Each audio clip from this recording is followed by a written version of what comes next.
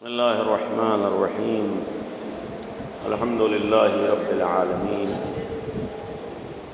والصلاة والسلام على أشرف الأنبياء والمرسلين، خاتم النبيين رحمة للعالمين أبي القاسم محمد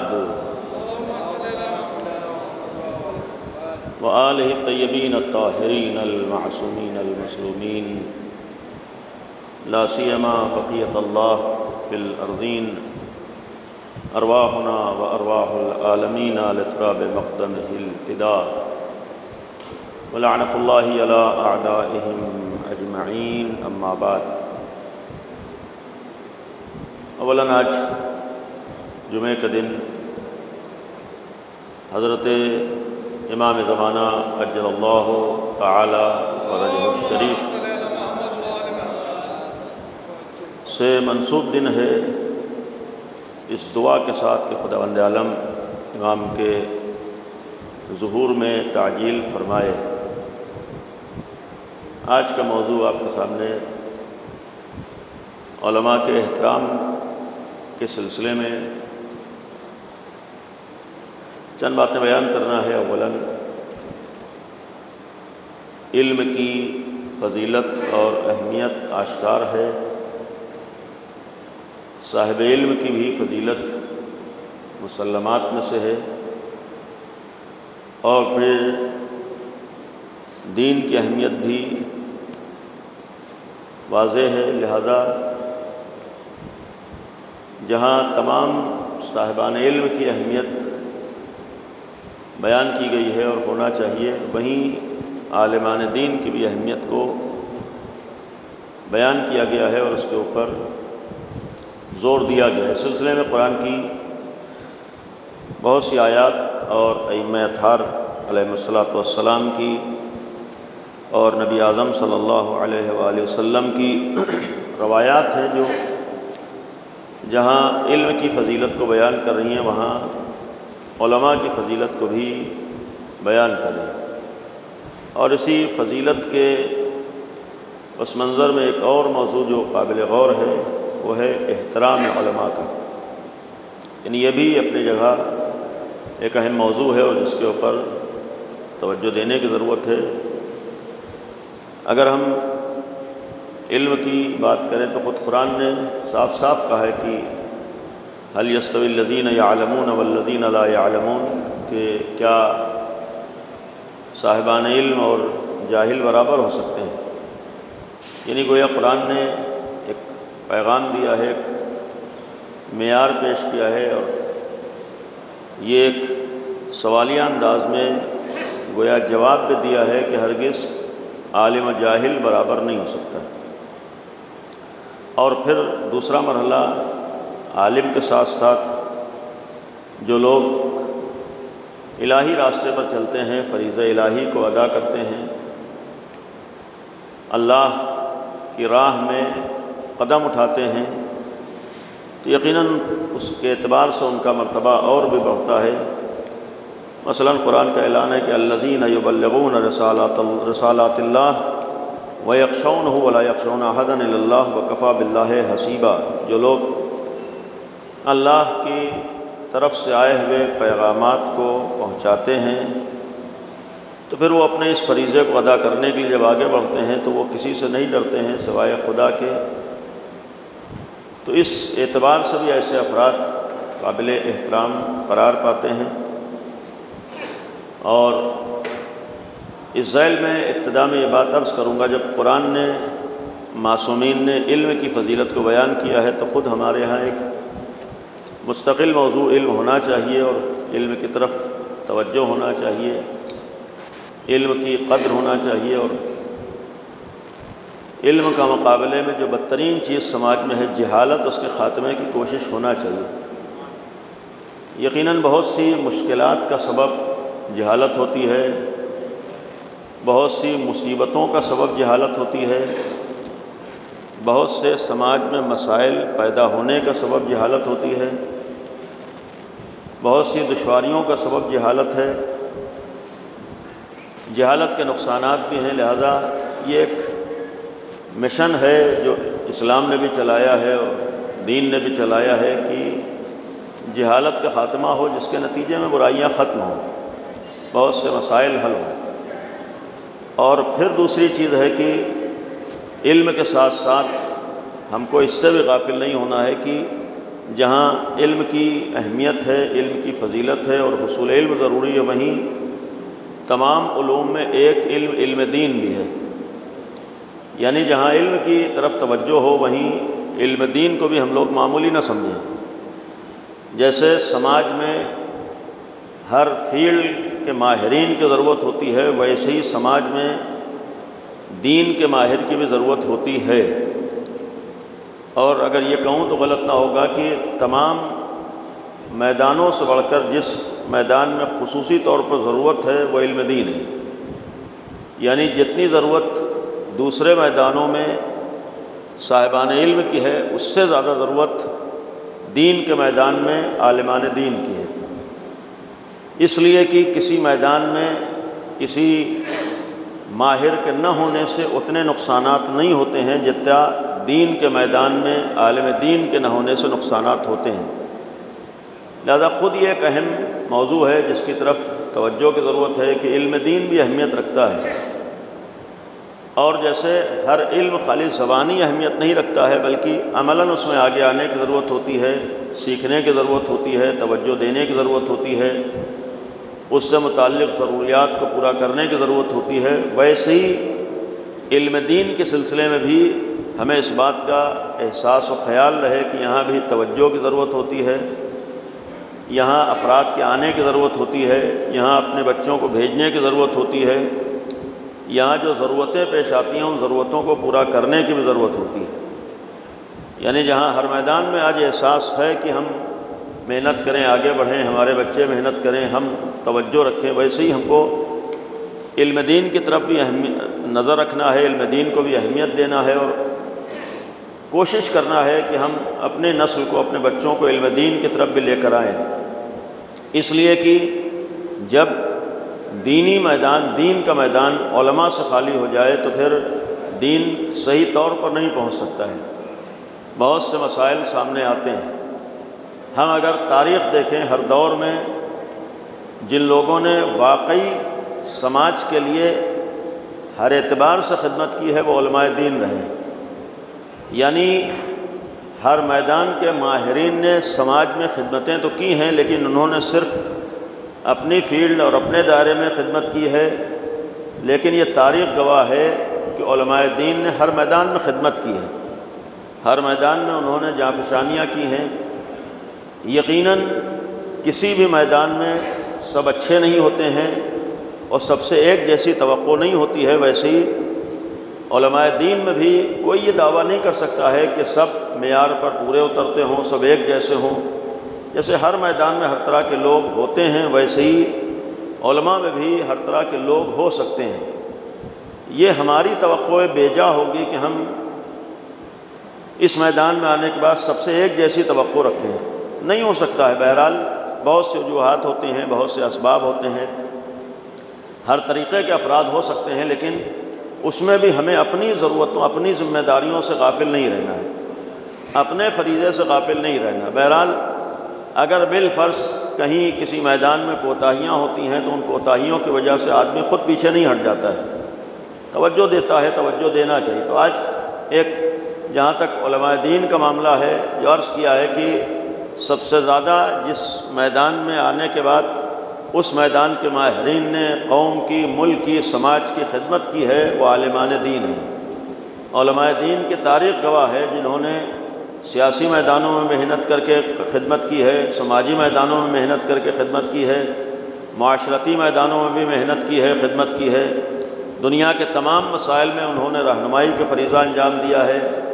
دنیا کے ہر میدان میں انہوں نے جانفشانیاں اور قربانیاں دے کر خدمات انجام دی ہیں۔ لہذا جہاں ہر میدان میں خدمت کرنے والے یا ہر میدان میں جانفشانی کرنے والے نظر آئیں وہ علماء دین ہوتے ہیں یا علماء دین کی رہنمائی ہوتی ہے، لہذا اس سے بھی ہم غافل نہیں ہو سکتے ہیں۔ یقیناً ہماری الحمدللہ شیعی تاریخ میں بالخصوص علماء دین نے واقعی معنی میں خدمتیں انجام دی ہیں، قربانیاں دی ہیں، بہت سی زحمتیں برداشت کی ہیں، مشقتیں برداشت کی ہیں۔ اہل بیت اطہار علیہم السلام کی زمانے میں بھی ایسے علماء دین رہے ہیں جنہوں نے واقعی اہل بیت کی موجودگی میں بھی خدمات دین انجام دی، اور بالخصوص جب غیبت کا زمانہ شروع ہوا ہے، اس غیبت کے زمانے میں ہمارے ہاں تقریباً 1200 سالہ طویل عرصے میں، اس طولانی تاریخ میں ایک ہمارے ہاں فہرست ہے علماء کی خدمات کی، علماء کی جانفشانیوں کی، علماء کی زحمتوں کی، اور حق ہے یہ کہنے کا کہ آج ہم تک اگر اہل بیت کا دین پہنچا ہے، صحیح اسلام پہنچا ہے، صحیح پیغام پہنچا ہے، تو یہ یقیناً علماء دین کی زحمتوں کا نتیجہ ہے، ان کی خدمات کا نتیجہ ہے۔ اور اگر ہمارے ہاں سماج میں بہت سی خوبیاں پائی جا رہی ہیں، بہت سی اچھائیاں پائی جا رہی ہیں، اگر سماج میں راہ مستقیم دکھائی دے رہی ہے، آج اگر ہم اس حد تک شعور رکھتے ہیں، اتنا ہم فہم رکھتے ہیں کہ صحیح و غلط کو پہچان سکیں، تو اس میں بھی یقیناً علماء دین کی جانفشانیاں ہیں، قربانیاں ہیں، جنہوں نے ہمارے سامنے صحیح و غلط کو بھی آگاہ کیا ہے، آشنا کیا ہے۔ اب اس ذیل میں جب احترام کی بات آئے، ہمارے ہاں معصومین علیہ السلام نے اس سلسلے میں کثرت سے روایتیں بیان کی، غور کیجیے گا۔ بہرحال ایک کلی موضوع ہے ہمارا کہ علماء کا احترام ہونا چاہیے، علماء کی طرف توجہ ہونا چاہیے، علماء کی خدمات بھی مد نظر رہنا چاہیے۔ انہی روایتوں میں مثال کے طور پر امیر المومنین علیہ السلام کی روایت ہے، من وقر عالما فقد وقر ربہ۔ یہ بات چیزیں قابل غور ہیں، یعنی ہم کسی بھی چیز کو اپنی نگاہ سے نہ دیکھیں بلکہ جس کے ماننے والے ہیں اس کی نگاہ سے دیکھیں۔ آج ہم معیار و پیمانہ اپنے کو نہ بنائیں بلکہ اپنے دین اور معصومین کو اپنے لیے پیمانہ بنائیں۔ آج ہم اپنی نگاہ سے کسی چیز کو نہ دیکھیں بلکہ جس دین میں ہم ہیں اس دین کی نگاہ سے دیکھیں۔ اور بہرحال یہ گفتگو مومنین سے ہے اور اہل ولا سے ہے، شیعیان اہل بیت سے، لہذا یہاں کہنے کا حق ہے کہ ہمارے لیے پیمانہ معصومین علیہ السلام ہے، ہمارے لیے معیار اہل بیت ہے۔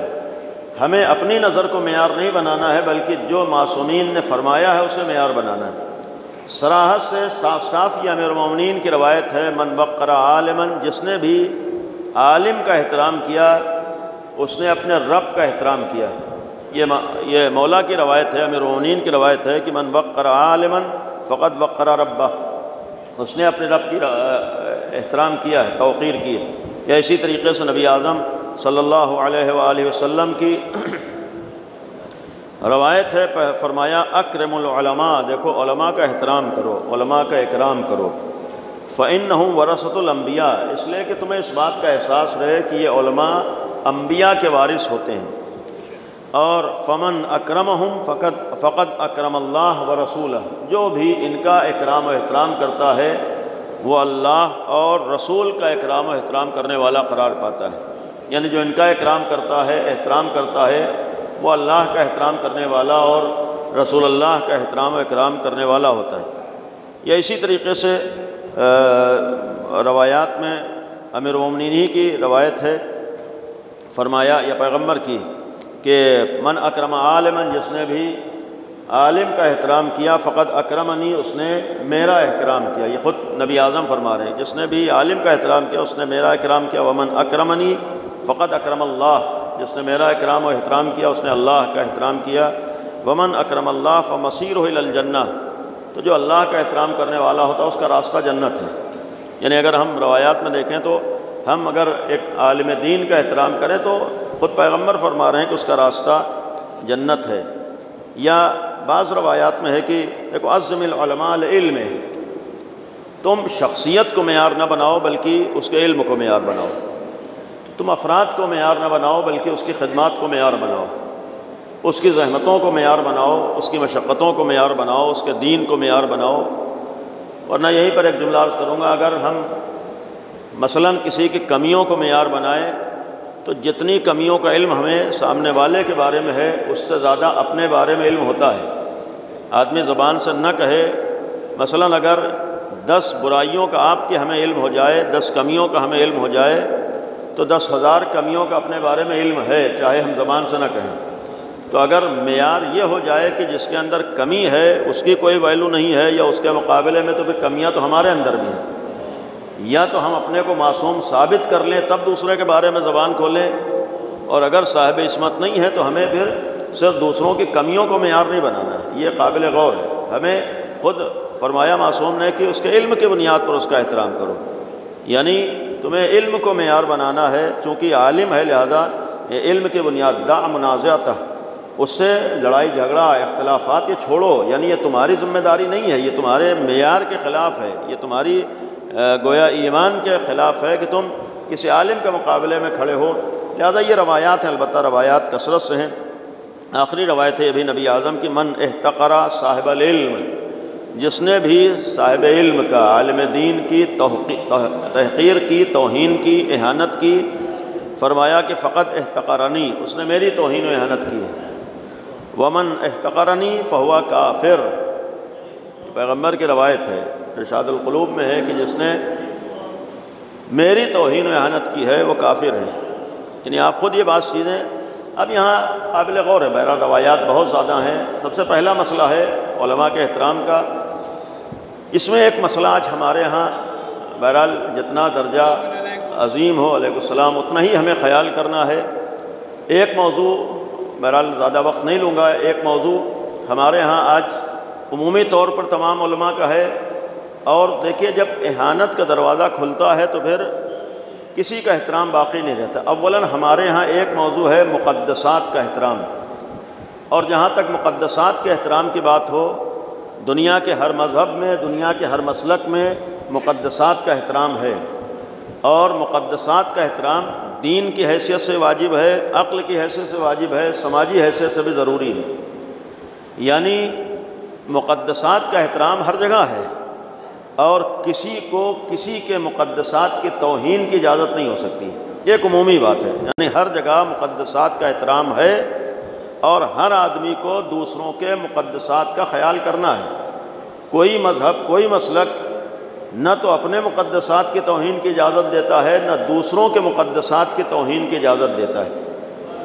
اس لیے کہ سماج میں جو برائیاں پھیلتی ہیں، جہاں مقدسات تک بات پہنچتی ہے پھر وہاں مسائل کھڑے ہوتے ہیں۔ لہذا ایک عمومی طور پر مقدسات کا احترام، مقدسات کا خیال ضروری ہے۔ اور دوسری طرف یہ چیز قابل توجہ ہے کہ ہمارے ہاں ہم خود مذہب اہل بیت میں خصوصی طور پر علماء کا احترام ہے، اور بالخص مجتہدین کا احترام ہے۔ دیکھیے مسئلہ یہ ہوتا ہے کہ جب ایک راستہ کھلتا ہے تو پھر دوسرے راستے بھی کھلتے جاتے ہیں۔ آج ہرگز ہمارے ہاں خصوصی طور پر جو بھی اپنے کو مومن کہتا ہے، معصومین کی روایتیں ہیں کہ اس سے حق نہیں ہے کسی عالم کی توہین کرنے کی۔ اور ایک بہرحال یہ موضوع الگ سے ہے، انشاءاللہ کسی اور موقع پر۔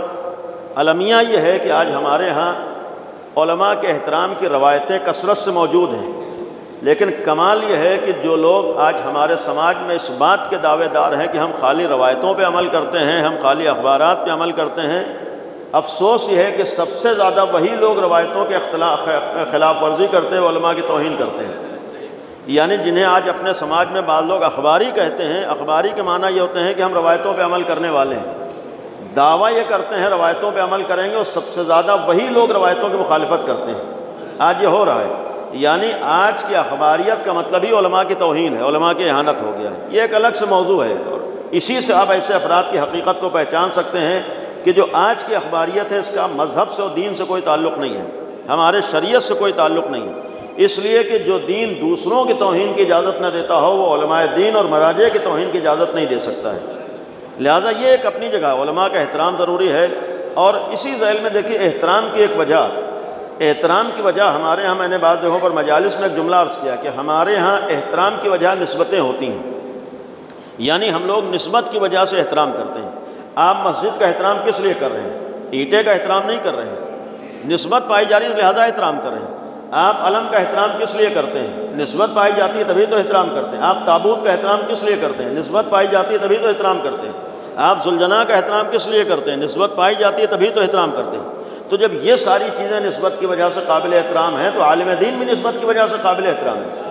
عالم دین تو بات کی بات ہے، ایک عام مومن قابل احترام ہے۔ اگر وہ علی والا ہے تو علی کی طرف نسبت کی وجہ سے اس کا احترام ضروری ہے۔ اگر وہ ولایت اہل بیت کا ماننے والا ہے تو اس ولایت کے احترام میں اس کا احترام واجب ہو جاتا ہے، کہ ایک تو عمومی ہے اور پھر جتنی نسبتیں بڑھیں گی اتنا احترام بڑھے گا۔ اگر کوئی آل محمد کا علم رکھتا ہو تو اس کا احترام اتنا زیادہ ضروری ہو جائے گا، اگر کسی کے پاس لباس رسول ہو تو اس کا بھی احترام اس کے اعتبار سے اور بڑھ جائے گا، یعنی نسبتیں بڑھیں گی تو احترام ہوگا۔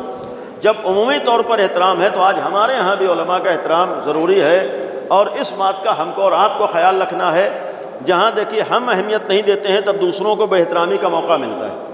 یہ غور کرنا ہے، کبھی کبھی ہو سکتا ہے نظریاتی مسائل ہوں، لیکن اس نظریاتی مسائل کی بنیاد پر مذہب کو ٹارگٹ نہیں کیا جا سکتا ہے، مذہب کو نظر انداز نہیں کیا جا سکتا ہے۔ مثال کے طور پر نظریاتی اعتبار سے ہو سکتا ہے ہمارا کسی سے اختلاف ہو، لیکن اس کے معنی یہ نہیں کہ جب دین کی بات آئے تو ہم پیچھے ہٹ جائیں، جب مذہب کی بات آئے اس وقت پیچھے ہٹ جائیں، نہیں، ہمیں اس بات کا خیال کرنا ہے کہ کچھ چیزیں ہمارے اہم ہیں، کچھ چیزیں ہمارے مقدسات ہیں، کچھ چیزوں کا احترام ہمارے ضروری ہے، کچھ چیزوں کی جانب توجہ ضروری ہے۔